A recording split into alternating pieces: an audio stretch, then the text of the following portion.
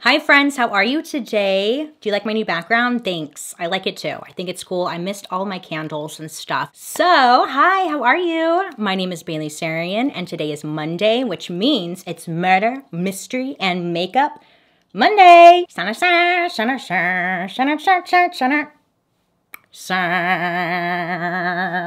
If you are new here, hi. How are you? I hope you're doing well. My name is Baileysarian, and on Mondays I sit down and I talk about a true crime story that's been heavy on my noggin, and I do my makeup at the same time. If you're interested in true crime and you like makeup, I would highly suggest you hit that subscribe button because I'm here for you on Mondays. I'm so excited because I finally got like a new desk. It's the last desk I had, we took it out of the trash. People throw away some great stuff, okay? So we took it. But it's time that I upgraded because it just, okay.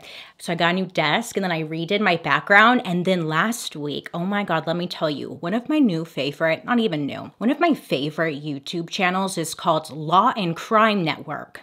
Do you watch it? Well, let me tell you, they upload full court trials. I'm talking the whole shebang, baby. Today's story, I watched all 12 hours of this court trial. Yeah, you're welcome. You don't have to now. And it's been heavy on my noggin. Oh my gosh, let me tell you, because I don't know. I don't know how I feel. I don't know. It's just, I don't know, you know? So I wanted to talk about it and then get your guys' input. I don't think I have to do a disclaimer because there is no graphic description of crime scenes. There is adult dialogue.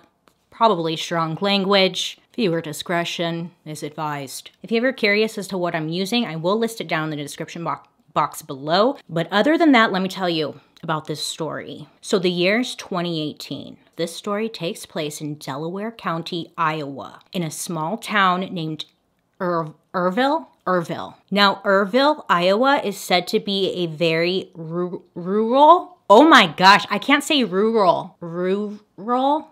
Fuck me sideways. Okay, well, I'm done. You know, this is it. Anyway, so Irville has a population of around 800 people. So it's like a small town to say the least. Most of the people in this area, they make their living by farming or hog farming. And that is where Todd and Amy Mullis lived and also where they owned and operated their family farm. So the Mullis farm was on a large piece of property. Like, it was big, okay? It's not like the little farm that you're thinking of. It was a big farm. They had 2 large hog barns, tons of farming equipment, and spent majority of their time maintaining and operating the farm. This was how they made their livelihood. It's how they took care of the family. Amy Mullis, she was 38 in 2018. She was said to be bubbly and outgoing and just really fun to be around. She enjoyed, I think she enjoyed helping out around the farm. I mean, I'm pretty sure she did. And she loved being around people. That's what it was said. Todd was 43 at the time, and it was said that he was a very hard worker. He was a well-known, successful farmer in the area. He was a straight shooter type of guy. And then some neighbors would say that Todd had like a mean side to him. Another person said that he was scary. So Todd and Amy were married in 2004, and by 2018, they had 3 young kids. So in November of 2018, Todd, Amy, and their 13-year-old son, Tristan, were doing some work on the farm while the other 2 kids stayed inside of the house. Todd and Tristan, they went to work in one of the hog barns, which was pretty large. It's about the size of like a football field in length. And then Tristan said that he was setting up portable heaters inside the barn while Todd was setting up equipment to get water inside of the pens. Amy, who was inside, she came out and she was there to help clean the lights. She just had some kind of surgery done. It was never clear as to what surgery she had done exactly, but it was something minor. She was just kind of resting for a couple of days, and then this was the first day that she was able to get up and help around the farm. So while cleaning the lights inside of the barn, Amy grabbed like a bucket, right? And she placed it upside down and she was standing on it to help her reach the lights. Her son Tristan had noticed that she was kind of like stopping and she was grabbing her head. And she told Tristan that she was just getting a little dizzy, a little lightheaded, and that she was like trying to like hold herself on the bars close to her to prevent herself from falling off of the bucket. So she was kind of shaky, and then Tristan asked if she was okay. And she told Tristan like, yeah, I'm fine. I'm just got a little dizzy. Todd also noticed that she seemed to be getting lightheaded and said that he really didn't think it was wise for her to stay out there and work because he didn't want her to get hurt. So Todd suggested that Amy should go inside the house and like get some rest. But Amy insisted that she was fine and it's not a big deal. She's good. So she continues to work. Todd asked Amy if she could grab a pet carrier out of the red shed that was about 30 yards or 27 meters away from the front of the barn where they were in. They had a bunch of cats and kittens on the farm, so they wanted to gather them all up and put them in the pet carrier. That way when Todd used heavy machinery, none of the cats would end up like getting hurt or anything or like in the way of the heavy machinery. So that's what the plan was. Tristan testified that his dad told his mom, if you can get the pet carrier and bring it out, that would help. But if you can't, just leave it and then we'll go get it. This eyeshadow look is really hard to do while I'm talking. So hold on, let me do the other eye. I'll be right back. Okay, so Amy leaves the barn where the boys are working at. And then the two boys, they kept working for about an hour and a half. When they were done, they went to the front office area. Todd looks out the window and sees that like the pet carrier wasn't moved out of the barn. So he assumed that Amy didn't get the pet carrier and instead must have like gone inside the house. Todd asked his son if he could go to the red shed and grab the pet carrier because it wasn't out. So Tristan, the son, he runs over there. That's when he finds his mom on her hands and her knees, face down with a corn rake sticking out of her back. Yeah. Tristan said that he ran up to her, he checked to see if there was a pulse, and then he yelled for his dad. So his dad comes running and he told Tristan to go grab the family truck and to pull it up. Todd said then he pulled the corn rake out of her back, picked Amy up, and carried her to the truck. The shed where Amy was found is very narrow, and Todd said the only way that he could get her out of the shed was by removing the corn rake from her back, and that's what he did. Todd said that at that moment, he just like went into fight or flight like mode and just really wasn't thinking, he was just doing. So Todd said that he picked Amy up and he carried her out. Tristan pulled up the truck, he moved over to like the passenger seat, and then Todd like opens up the door and puts Amy into the truck, laying across her son, bleeding. Todd jumped into the driver's seat and started heading towards Regional Medical Center in Manchester and called 911 while he's driving. Mind you, where they lived, it's like a very secluded area. There wasn't anything around them. It's just like grass. The hospital was like quite some time away. So Todd's just driving. And when he's driving, that's when he makes the frantic 911 call. And he's telling the dispatcher that she fell on a rake. She's not responding. He's frantic, as any of us would be. He then tells the 911 dispatcher that he had removed the corn rake from her back and was just on like full-blown panic mode on the call. The 911 dispatcher was like, "You're driving? Okay, can you pull over to the side of the road?" And Todd was like, "Pull over?" And the dispatcher's like, "Yeah, can you pull over and just start doing CPR?" And Todd's like, "I'll do anything." So he pulls over. Tristan gets out of the car. He sits Amy up and then pulls the seat all the way back so she's laying flat. And then that's when he starts to perform CPR. At this point in the call, you can hear Todd saying over and over again that she's cold, she's not responding, but he's still continuing to do CPR and just yelling like, "Come on, Amy, come on." So a police officer shows up to where they are, pulls Amy out of the truck, and continues to do CPR until the ambulance shows up and takes Amy to the hospital, where she was later pronounced dead. Police officer who arrived at the scene noticed how traumatized the teenage son was. He was covered in blood. He just like had his mom die in his lap, or maybe she was already dead, but either way, it was just like all the all around sad. There was a lot of judgment around Todd's choices, the decision he made to place Amy into the truck on top of their son. But Todd said again that he was just doing and not thinking through things clearly. The hospital that Amy was taken to was the same hospital that Amy once worked at as a nurse. Now, when she was taken in, they were told that it was just like a freak accident, okay? She must have just fell on this rake, and that's really all they knew. Now, the National Farmers Union has made it very clear how dangerous farming can be, or how just dangerous the job can be. They have tons of information available on how to prevent injuries and death while working. Anything from how to handle the heavy machinery, preventing a rollover accident, just educating on how these tools to help farmers are not to be fucked with. You know what I'm saying? I watched like a ton of these educational videos where they have they use like a dummy to show what can happen to you if you're not being smart. So I watched these like dummies get sucked into things that you just like don't want to be sucked into. It was like, it was brutal. It was intense. I don't know why I watched so many of them, but I just was like, whoa. Anywho, in 2017, there were 416 farm workers who had died from a work-related injury. I couldn't find information, like newer numbers. The one I could find was 2017. So what I'm getting at is there's like a lot of freak accidents that do happen to farmers. So the doctor has to make sure that Amy's injuries, they line up with this being an accident. So they do just that.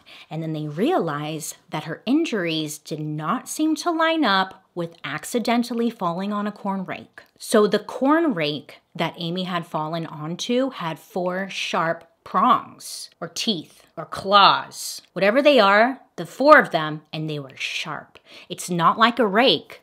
Nay. Well, medical examiners found that Amy had 6 puncture wounds on her back. 4 teeth, 6 puncture wounds. Now, how does that make any damn sense?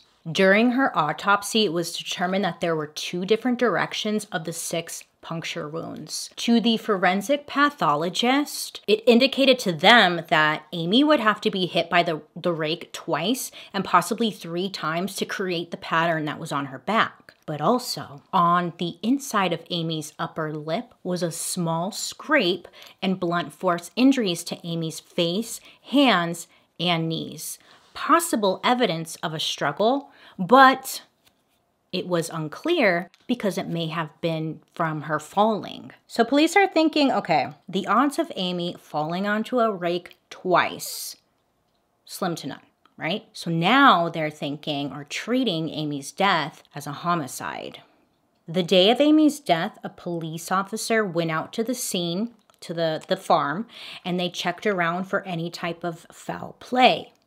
So inside of the red shed where Amy was found, there were a couple drops of blood on the floor where she was like laying at, but there was no other signs of blood or a struggle in the shed. Now again, because it was a narrow and just tight area, if there was any type of struggle, it would be a little more clear to investigators or police, like it would be more obvious. It's believed that if Amy was hit 2 to 3 times by this rake, there would be spots of blood on just like different places in the shed, on the suspect, or even on Amy herself, but there was none found. There was blood on Amy, but it was from her puncture wounds. So again, this was a small town, and the police force, they didn't investigate murders often, okay? Amy's death was only the 4th murder in the last 10 years. They felt like they couldn't really handle this, so they ended up handing it off to a larger department to help investigate. So of course, they have to look into the husband first. They go question him, what happened? And Todd. So Todd tells investigators he was in the other barn working with his son. And when the son was questioned, he said that his dad was with him or in his sight the whole time. Like they were working in the barn together. So it was a solid alibi and nobody's story was changing. So they realized, okay, let's start looking around and see if there's something that we're missing. And that's when they learned that Amy and Todd had a bit of a rocky marriage. Amy had 2 affairs throughout their marriage. One of them had been like 5 years ago, and it had come to an end. After her first affair, Amy, she was working as a nurse. She ended up quitting her job to help work on the farm and also just to focus on her marriage. Todd said that she wanted to spend more time with her family, but Amy told friends that she really had no other choice. Like, she had to quit her job and stuff. Amy's friend said it was a deal she made with her husband, Todd. Todd said that it was what they both had agreed to. It was not just his idea. Amy had expressed to friends that Todd had worked too much. That's all he wanted to do. And if he wasn't working, he wanted to stay home. But Amy was a people person. Like, she wanted to go out. She wanted to, like, live a little, you know? And Todd was just never down. So that was frustrating. It was said that after the first affair, Todd really didn't trust Amy pretty much ever again. Amy had expressed to her friends that she felt like a prisoner in her own home, and she joked with friends that Todd had given her an approved friends list, people that she could actually hang out with. She also told friends that she would be timed when she left the house and like when she got back. So Todd was trying to keep tabs on her or like time her to make sure that she was saying where she was, and it was a way for Todd to rebuild his trust in the relationship. Amy told her friends this. In 2018, Amy confided in her friend that her marriage just wasn't going well.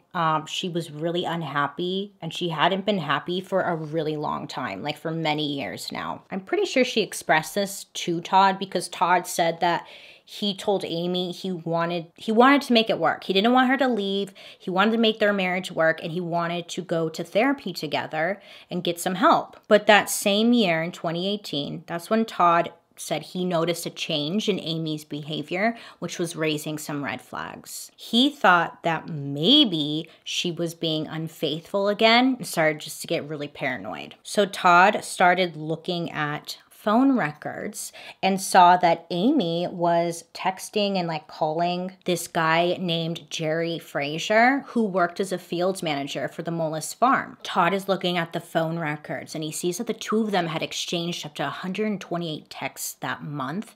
And he was thinking, I think there's like something more going on. Amy, she worked as a bookkeeper for the farm, so it was normal for she and Jerry to be in contact. But Todd, he was like, I need some peace of mind here because he's just like getting fixated on this possibility of there being an affair. So Todd calls up Jerry and he's asking like, hey, is there anything going on between the two of you? Jerry said, like, no, nothing's going on. The reason that they were talking to each other was related to the farm, and also their kids both participated in sports together. So it was just all related to that and nothing more. So I guess Todd really didn't believe this because he decides that he's going to call Jerry's wife. Oh yeah, Jerry was married too, and he had a family of his own, okay? So Todd calls up his wife. Hey, have you noticed any like change in Jerry at all? Do you think that maybe he's acting kind of fishy? Perhaps having an affair? I'm sorry, I don't know why I'm acting so dramatic, but anyways, so he does that. He asks the question. Jerry's wife said no, that their marriage was going really well, and just convinces Todd, calm down, nothing's going on. He needs to just let it go, you know, everything's okay. Now, at this point, Todd said that it really, like that conversation gave him the peace of mind that he really needed. He believed Jerry's wife. Todd texted or called Jerry and apologized for making the accusations and was gonna let it go. So he's like, I guess nothing's going on. I'm just being freaking paranoid. My bad. I'm in the wrong. But the truth was, Amy and Jerry, they did indeed start having an affair in late May of 2018. They would meet in secret, either on the farm or on back roads. And then sometimes like they would meet at motels. It seemed the relationship was mainly sexually focused for Jerry, but Amy was becoming more emotionally involved. Amy had mentioned to a friend like what was going on between her and Jerry and how she would like really like to get married to him one day. She even mentioned to friends that she was hoping Jerry was gonna leave his wife, but if he didn't leave his wife, she was okay with that, and she was okay with being alone. But after Jerry received the call from Todd, he told Amy like, hey, I think we should slow things down. But with or without Jerry, Amy, she did start to plan to move out and seriously started thinking about filing for divorce. Amy had already started putting furniture aside, so when she moved, she would have like a few items with her already. Now, if Amy did end up filing for divorce, she would have been entitled to a good amount of money, maybe even half of the farm, which could force Todd to lose everything, so possibly a motive. So like I've mentioned about 18 times, it was a small town. And what happens in small town, you guys? Rumors start swirling. People are talking, and there's lots of rumors going on that there's an affair happening between Jerry and Amy, which I used to kind of think, I think I mentioned, this is a side note. In one of my videos previously, I mentioned, oh, I think it'd be so fun to live in a small town where everyone knows each other. Like, that sounds so fun. But the more I think about it, I regret my statement. It must actually really suck. Sorry. It would be all fun and games until you were trying to be a sneaky little bitch, you know? So a lot of people are talking about the affair. Amy told her friend that she was going to sit Todd down and tell him that people are just talking and that there was no truth to these rumors. I'm not sure if this conversation or this talk actually happened, but it was brought up in court. Police are finding all of this out during their investigation.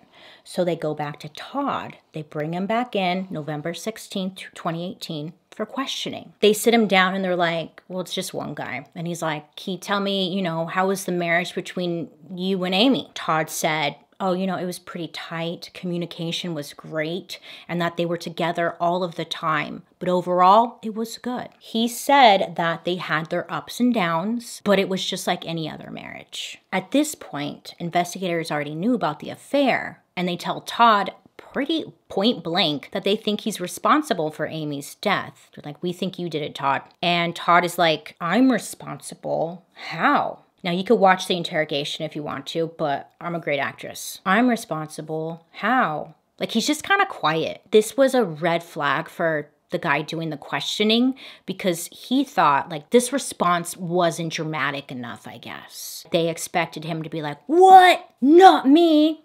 And they just thought it was a weird response. When they brought up the affair during questioning, Todd said that he was completely unaware of that anything was going on with his wife since the first affair that she had 5 years earlier. So the guy in the interrogation room, he's like, look, Todd, she was having an affair. You were upset. You didn't want to lose the farm. And then Todd's sitting there like shaking his head, just like, no, I didn't know that. But the guy doing the questioning, he just wouldn't stop. And he was like, you were so mad about that and you felt betrayed. There was no way you were going to let her take all of that from you. Not cheating on you twice, taking your kids, taking your farm. That wasn't happening.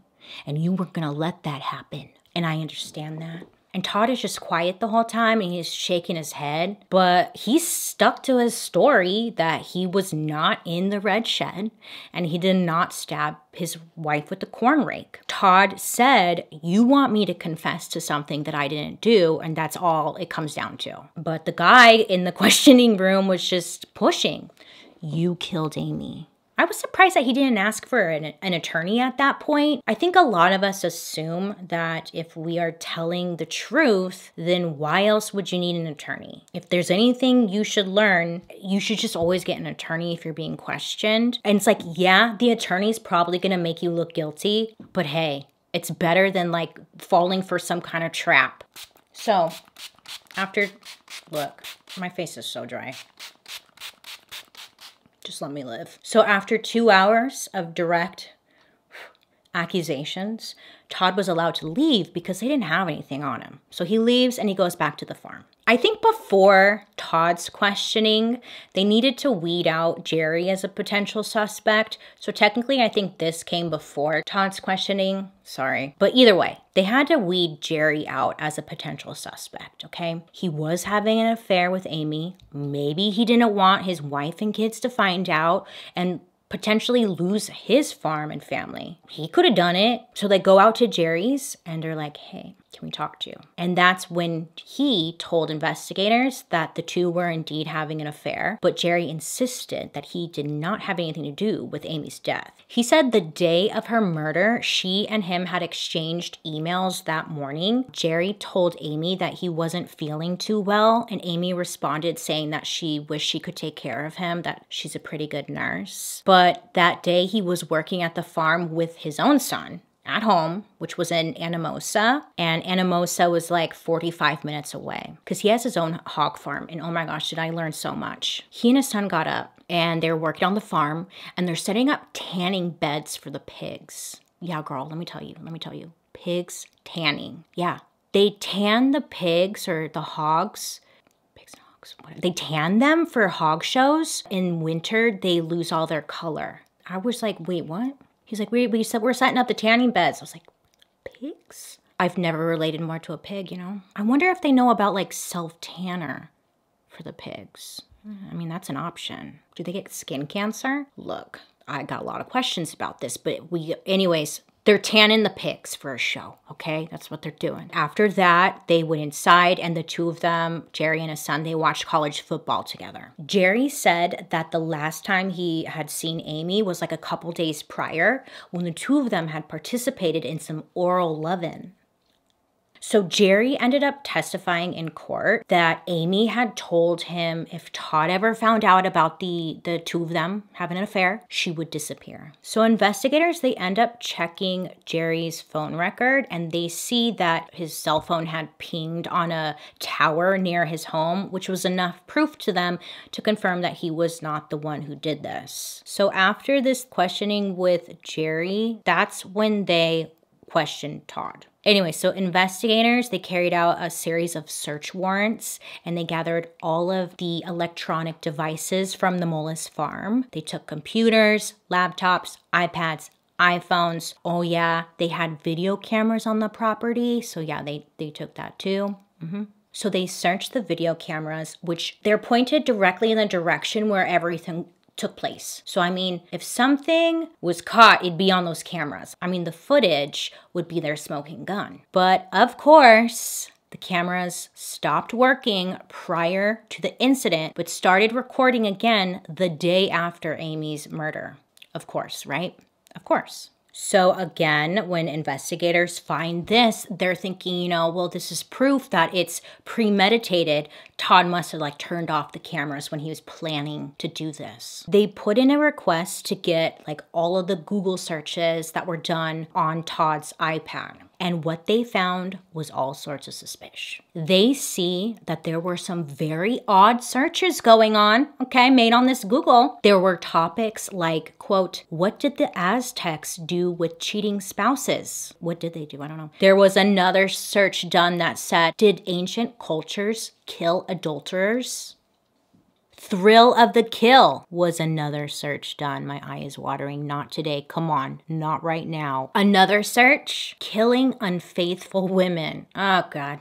Another search. Once a cheater, always a cheater. And then a website titled 16 Facts About Cheating Women was visited. So it's not looking good for you, Todd. But just listen, okay? Because I know what you're thinking. Like, it's Todd. It's Todd. It's clear as day. It's Todd. But just listen. Just go on this journey. We haven't arrived yet. Okay. So after this, police are like, boom, that's it. We got him. Todd was placed under arrest for murder in the first degree. He was behind bars for almost 7 months until his trial took place. Now, Todd insisted that he was innocent and that this whole thing was just a freak accident. And he had a lot of supporters who stood by him believing that this was true. So let me tell you, because I watched the whole court thing and it was so frustrating to watch. Todd's team sucked. They blew it. Todd's trial begins, and in the opening statements, his team didn't mention the possibility of Amy's death being an accident to the jury. Instead, they went on to say that Amy was, quote, viciously and deliberately murdered. Now, this took Todd by surprise because that's not what you want to say when you're trying to prove to the jurors that, I don't know, Todd might be innocent and maybe perhaps, you know, it was just all a freak accident. So now Todd claiming that his wife's death was an accident was completely off the table, and this just wasn't even the plan. So the prosecution's case required them to prove that Amy was having an affair. She was preparing to leave Todd, that she was going to be taking the children with her and taking the farm. You guys are doing amazing back there. Very proud of you. So friends of Amy's took the stand. Now, one of the friends said that one day, like, Amy came to her just really upset and was crying. She said that if her husband had found out that she was having an affair, he would kill her. Another witness said that Todd told her that he had worked for a farm since he was 11 years old and he would not give it up. It was a red flag for this friend because she went to Amy and was like, look, Todd's gonna kill you. And when they asked her, like, why would you tell Amy this? Why would you say that? And she said, Todd is just the person you don't want to mess with, end quote. Todd and Amy's son, he ends up testifying for the court, which was Todd's solid alibi. But now he had changed his story, or his story had changed. Tristan said that he had left his dad alone at one point to get a drink of water. Now, originally saying he had gone for just a minute or two, and then in court when he's testifying, he said that he was unsure how long he was away from his dad. Now remember, originally he said that his dad never left his sight, so that was a solid alibi. And now he's saying that, you know, he had left for a period of time to get a drink of water. The prosecutors were like, this proves that Todd is the one who did it. As I was watching this, I had some questions arise that Tristan leaves to get a drink of water. And he said, maybe I was gone for a minute or two. I'm not really sure. Could Todd have gotten out of the barn he was working in over to the red barn where Amy was, which the hog barn was a football field length away. So he would have to run that, kill Amy, run all the way back into the hog barn where he was before his son noticed. That's the question that really wasn't answered at all during the trial. And it was driving me freaking nuts. Like, how was that possible without the son noticing?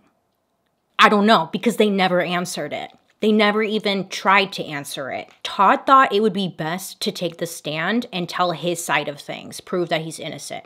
So Todd takes the stand, which is ballsy. He tells the jury that he never left the hog barn, and again, his story never changed. Cross-examination happened. That's when they bring up Todd's questionable Google searches. They're asking like, hey, did you make these searches on the iPad and start listing them? And Todd says, no. Todd said that he was not the only one who used his iPad, that many different people in the family, they would use it from time to time. Now, another thing that they pointed out in court, but they didn't even like focus on it. And again, I was like, I'm not understanding why nobody's bringing this up. Because on the iPad, there were lots of searches made. There were searches found for wedding dresses. There were searches made for Zales, the jewelry store. And then also there were Pinterest searches made. And they asked Todd, like, do you know what Pinterest is? He has no idea. He has no idea what the hell that is. The prosecutors, they again look at these Google searches. This is his iPad. Like, he made these searches. But why would Todd be searching for wedding dresses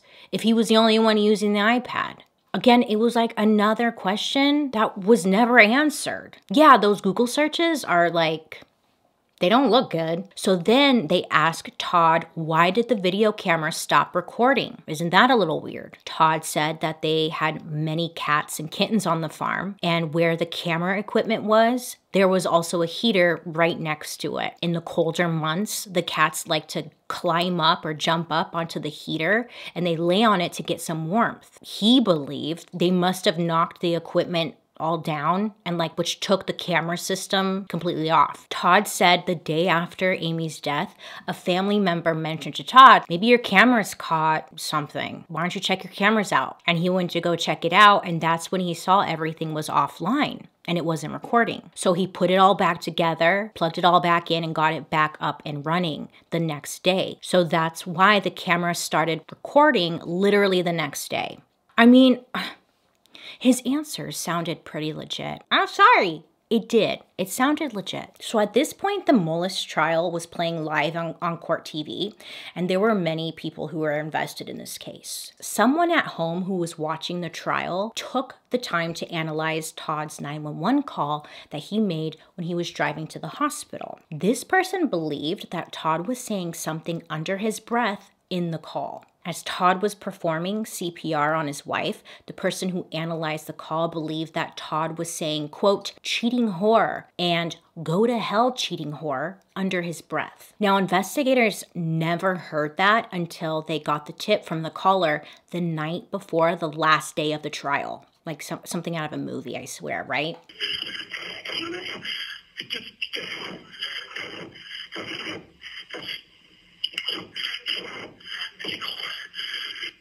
Did you just hear that whisper at the end of that?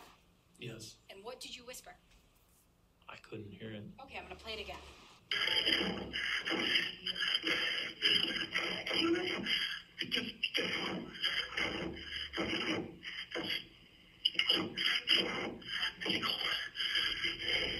Todd, do you whisper cheating whore right there? No.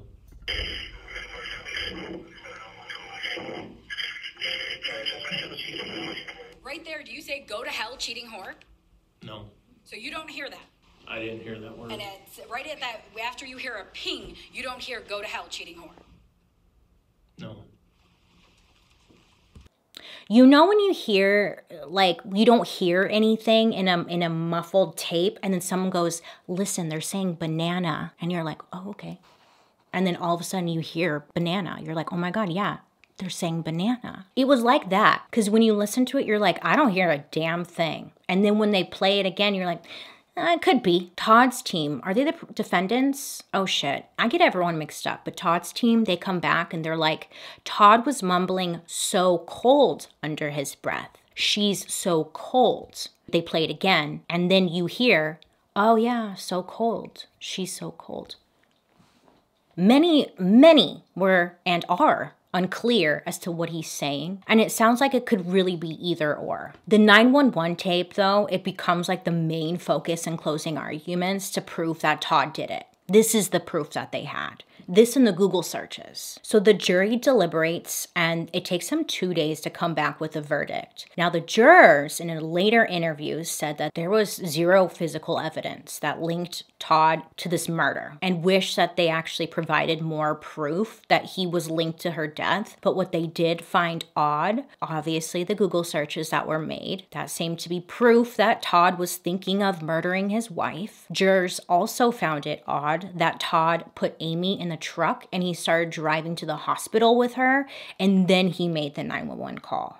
They thought any normal person would just call 911 first, and they just couldn't wrap their heads around the idea, like, why did he do otherwise? Which, whatever. They also voiced that Todd taking the stand actually just did not help his case at all. Todd came off very cold. He didn't show any emotion. He was a man of few words. And honestly, yes, it's very true. All of this led them to find Todd guilty for first-degree murder, or murder in the first degree. Now, when they read this verdict, Todd he looked like just a sad fish. He was so bummed. His sentence was delayed due to COVID, and Todd used that time to hire a new lawyer who said Todd should get a new trial because of what he claimed was misconduct on the part of the prosecutors for raising the hidden whispers on the 911 tape, and that his original lawyers denied his right to Amy's death being an accident right from the start. The defense attorney should have left that door open for the jurors to decide if it was an accident or a murder, but instead they just took that option completely off of the table. So they're trying to get him a new trial. The judge refused to throw out the guilty verdict. The judge ends up sentencing Todd to first-degree murder and life in prison with no opportunity for parole. The end. Now, I know what you're all thinking, because I originally thought so too. I was like, it's Todd. Those Google searches are like, come on. I let it sit and marinate for a little bit, my thoughts and my feelings. And I was like, wait a minute. And this one really started to bother me. I don't know what I would think if I were a juror on this case. I don't know if I could say he's guilty or not. I know I roll. But there are so many unanswered questions. There's so many unanswered questions. For example, where Amy was found, it was narrow, okay? It was narrow. What if it was just a freak accident? Just hear me out. What if, because she was getting this pet carrier. Now this pet carrier was like, it was said to weigh about 20 to 30 pounds. It was on the floor. Remember, she was getting dizzy and like lightheaded that day. What if she went to go pick up the pet carrier? She gets a little lightheaded. Maybe she like missteps. She missteps. She goes backwards and she walks into the corn rake. And then she's like, oh shit, I just walked into the corn rake.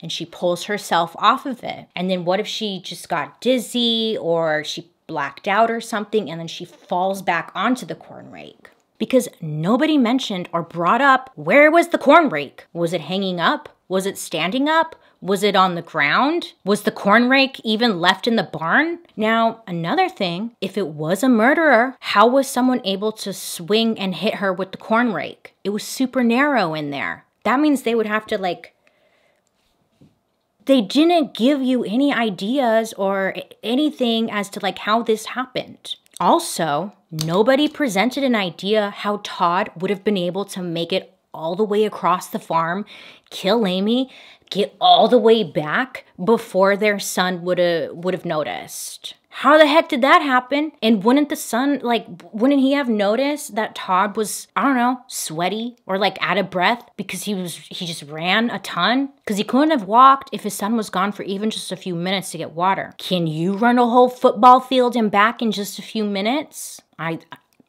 Can you? The Google searches are like, not great. Okay, we don't know what the heck that was about, but maybe he was just Googling it. But if Todd was the only one using this iPad like they swore up and down he was, then again, why were there searches for wedding dresses, jewelry, and Pinterest? If Amy was paranoid that something was going to happen to her, if like Todd found out she was having an affair, maybe she was Googling what could happen to her. Maybe she's Googling like signs of women cheating so she knew like what not to do. And I'm not trying to blame her here. I'm just trying to like look at all the options because they were not talked about, mentioned, presented in court at all. It's just weird. And there's too many unanswered questions. He was found guilty because of his Google history. And to me, that's terrifying because my Google history is fucked up. And I automatically think like, oh, I would be so fucked. This one was like literally been keeping me up at night. So I'm just like, if she was murdered, oh, like that's awful. That's awful. I don't want her to be murdered. But at least like in court, you should tell us how it was done. Does anyone else think that's fucked up, or am I literally just playing devil's advocate here? You could tell me if I'm being wrong, if I'm wrong. Anyway, so I know there's gonna be some pigs out here in the comment section, probably just got out of their tanning beds, saying like she deserved it and she was less than because she was having an affair or something. And let me just make it clear. Nobody deserves to die for having an affair. And if you believe that, you're an idiot. Sometimes the comments, you wouldn't believe what people think is okay to say publicly. It's just very shocking to me. Either way, this case or this murder, this death, it's sad. It's really sad. The kids, they lost both of their parents, and the son is probably traumatized and will have to carry this for the rest of his life. You know, like that's awful. And I hope they're okay. I'm just confused. I'm so confused on this one. There's a lot of people who believe he's guilty, but I don't know. Anyways, I would love to hear your guys' thoughts down below. Thank you so much for hanging out with me today. I hope you have a wonderful rest of your day. You make good choices, please. And I will see you guys later.